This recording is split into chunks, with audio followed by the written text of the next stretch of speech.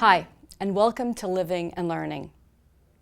This session is part 2 about how to write a standout personal essay for your college application.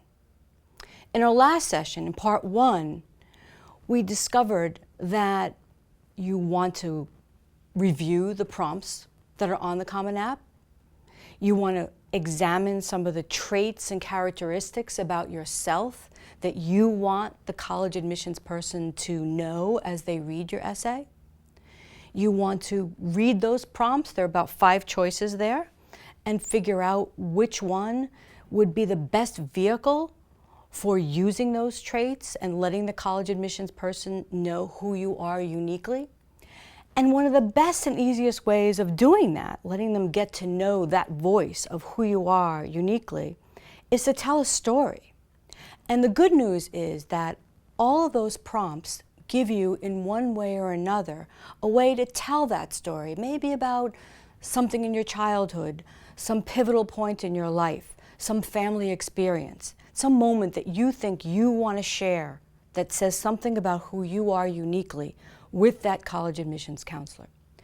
We talked about, when you write that story, to create some suspense, something compelling about the story, maybe some twist in it. You only have 650 words, it's not a lot, but it's possible to create that kind of drama.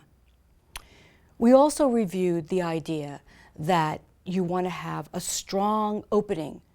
You want to have a grabber that brings their attention in. Now, in the end, you also want to have a way to grab their attention. You also want to have what we might call a clincher, something that in the end tells them that, wow, this is the kind of person we'd like to have on our campus. This is the kind of person we want as part of our community. So that's just a review of part 1. We're going to get a little bit more into detail in part 2. So let's say you've already drafted your first part of your story and you've already selected your prompt. Okay? Sometimes a problem is length. And as you know, if you were tuned in to part 1, I said, don't worry about the length, just get the ideas out. That's the creative process. Say as much as you want to say. But now the reality is you only have 650 words. And when I mean 650, I really mean that. The computer stops off, and if you're mid-sentence, that's it. Okay? So my suggestion to you is work with 600 words. That gives you a little bit of fluff room to figure out, well, it could be 100 less, it could be 100 more if you need to. Not 100 more, 650. But in any case, it gives you a little bit of wiggle room to figure out how you're going to tell that story from start to finish. Right? The other thing that you want to worry about when you do your story is, how are you going to organize it? You know, a retrospective is something that some people can do in movies and it can work really well. But that's difficult to do and difficult to make it flow, especially when you only have 650 words. So my suggestion to you is start with something logical, like past, present, and future. Something like this: when I was a child, I was very shy. I did this, that, and the other thing, or I was afraid to do these things. Now, through some experiences perhaps you've had in high school, you're doing drama, you're making films, or you just won a poetry contest, just as an example. In the future, you hope to be, maybe it's on stage, maybe it's a filmmaker, maybe you want to be a politician or a lawyer. Again, you don't have to write exactly in this way, but that flow of past, present, and future can help the reader follow along a lot easier, and it will help you organize what you're trying to do. Okay? Now, the other point is, how do you put a spin on this? How do you make this interesting? Okay. Well, we talked about the grabber in the beginning, having some opening scene that really brings the reader into a place where perhaps they've never been before. Maybe you've been to that place and you want to help them experience that.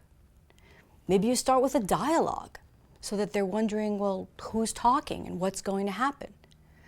The point I want to make about starting with a dialogue, or any kind of dialogue, is dialogue punctuation can be very tricky. So you want to take a close look at that. Use dialogue. Truman Capote, for example, was brilliant at dialogue and getting the local tone. That could be great, but make sure that you've checked your grammar. So, how do you check your grammar? I'm going to give you this overall reference that I really love by an author named Diana Hacker, an English teacher and author who does a wonderful job, simple job of being able to point you exactly to the point that you need to be to correct any grammatical mistake that you might have. And she also has online exercises to do that. So I'm going to make that tip to you. As you go through your essay and you're listening to the flow and you're trying to make it as interesting, compelling, real, and genuinely you as you can, right? You want to try to build that suspense. So how do you build suspense? Why should this person care about you? The admissions counselor who's reading your essay, what you want to say to yourself as you're doing the writing and reviewing and editing is, why should I care? Why should I care about this person? Why do I even care to get to the end of the essay? Make sure that they do care. Make sure that the suspense in whatever it is that you're saying keeps them riveted and really focused on what's going to happen next. What are you going to say about your feelings? What are you going to say about the experience? How are you going to imagine for them this experience that you're going through? And what kind of point or lesson are you trying to explain? So the point is, when you come to that ending, when you've told your story, your past, present, and future, or your first, second, third point of whatever lesson it is that you want to tell, right? Remember that in the end, you want them to say, wow, we want this kind of student as part of our community. This is a person who can think. This is a person who's introspective. This is a person who's had some unique life experience that we'd like to share with other people in our community. That's the feeling that you want them to have when they're done with the essay. If there's a way, and here's another tip, if there's a way to tie back that ending to the beginning in some way, think of bookends that make a nice, neat shelf, right? If there's some way to tie it in some way, that could work out very well for you in a 650-word essay. It makes it easier. It's not a necessity, but it's worth trying, okay? So the point is, make it memorable, make it a standout, make it you, and feel very proud of what you've done. Now, another very important part of editing is to not fall in love with what you've written automatically. You're going to have to cut it. You're going to have to be more concise and more powerful with your wording. And the good news about people of your generation is that you're already used to doing things in pretty quick terms, through texting, through your email, through IMing. So you're already used to cutting things short and making it more powerful.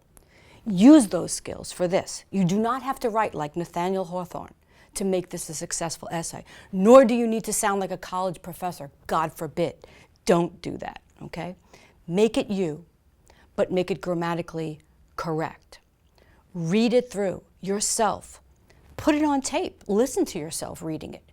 Make sure that the flow is there, that it makes sense, the sequence of the events. When you're done reading it yourself and you've gone back and you've made the correction, this may take 2 or 3 edits to get it the way you want it, then it's time to share it with the world. Read it. And by the way, the college admissions people expect that more than you will read this essay. They expect that perhaps an English teacher, a parent, a tutor, somebody else is going to look at this. So they're expecting high caliber work. So don't slack off on this.